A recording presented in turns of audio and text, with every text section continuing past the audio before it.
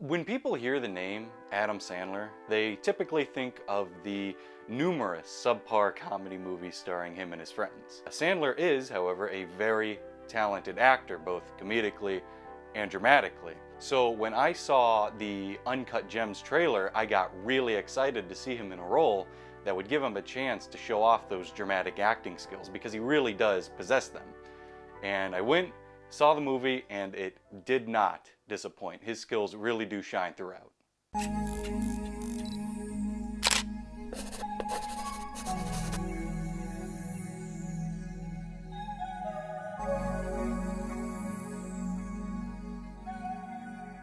Uncut Gems is a 2019 crime thriller directed by the Safdie Brothers. The film stars Sandler as well as Kevin Garnett, Idina Menzel, Lakeith Stanfield, Julia Fox, and Eric Bogeson. It's based off the Safdie brothers' Jewish upbringing and the stories their father would tell them about his time working in the New York Diamond District as a salesman. Taking place in 2012, it tells a story of a jeweler in the New York Diamond District named Howard Ratner, played by Sandler, who's addicted to gambling. After not coming through on repaying a debt, he has to deal with some henchmen of a loan shark. Luck has it, though, that a rare and valuable gem, a black opal, has finally come into his possession, just as 2012 NBA player Kevin Garnett comes into Ratner's shop to make a purchase. As the story goes on, we see just how broken Howard's life has become due to his gambling addiction. He's estranged from his wife, has a bad, terrible relationship with his girlfriend, is being hunted down by the henchmen of a loan shark, and is constantly screwing over the people around him, both family and coworkers. And even through all of this self-destruction, he just keeps on going and going with the constant notion of, I am going to win. When writing the part of Howard Ratner, the Safdie brothers knew they wanted someone who could keep the craziness of the world grounded and real. The person they knew who could do this was Adam Sandler. In fact, when they first conceived the film back in 2009, they had approached Sandler's manager, but they turned them down without actually discussing it with Sandler. Well, many drafts and attempts to get him later, and Adam Sandler accepted the role of Howard Ratner. It actually makes a lot of sense to cast Adam Sandler, given how in a lot of his movies, he kinda sorta plays the straight man, questioning the weirdness of the world around him. So to have him cast as Howard Ratner, it gives the audience someone to help ground them in the insanity of the world around, even if it's Howard who causes it. This is where Adam Sandler's acting talent really does come into view.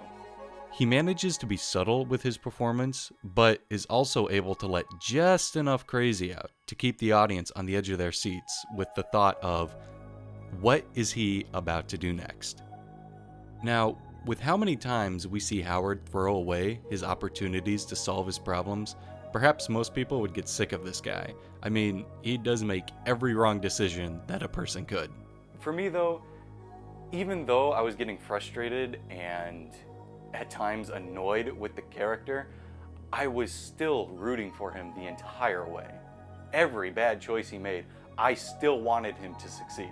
His constant drive to win, even with all the odds stacked against him, really made him into kind of this anti-underdog, at least for me. And I say anti-underdog because to me, the idea of an underdog usually gets applied to a hero, but Howard is in no way a hero. He's just a guy trying to win at whatever cost, and he is convinced that this is the only way for him to. This is me, all right? I'm not a fucking athlete. This is my fucking way. This is how I win. The concept of learning through suffering is really present throughout the film. Although the odds continue to stack up against him, he keeps playing to win, even when it inevitably leads to his own death. It left me with this feeling of shock, but also a sense of, yeah, you had it coming. His luck was running out, and though he had probably hit the luckiest point of his life, once it was out, it was over. Of course, aside from Adam Sandler, I found other aspects of the film to be absolutely top-notch. The rest of the Uncut Gems cast is absolutely amazing, especially Kevin Garnett, who, of course, is a now retired basketball player. I had to actually look up to see if he had acted in smaller projects before this film, but this was his first acting gig. And the technical aspects of the film are also a real treat. The musical score, done by Daniel Lopatin, gives the film a sort of cosmic, otherworldly vibe. It really helps suck you into the craziness of the New York gem trade world. It's especially entrancing during the opening and ending sequence where we fly through the internal world of the Black Opal. Darius Khondji was the film's cinematographer, and he did an amazing job with it. Shooting on 35mm film, he used anamorphic lenses to help bring out the details in the actors' faces. It helps give the film a real-world, gritty look and makes the characters almost pop off the screen. The overall energy that the film has is due to the Safdie Brothers' technique of no playback. They just kept the cameras rolling and had the actors do the scene over and over again, without them taking a break for the actors to look over the footage. This allowed for the energy to continue throughout the day with very minimal interruption. And that energy definitely comes through in the final product. The whole film is just a crazy experience. I mean, once it was over, I was just left with this feeling of like, whoa, that was absolutely intense.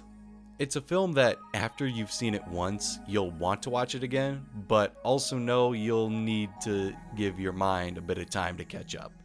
It's just a phenomenal film I'd recommend checking out.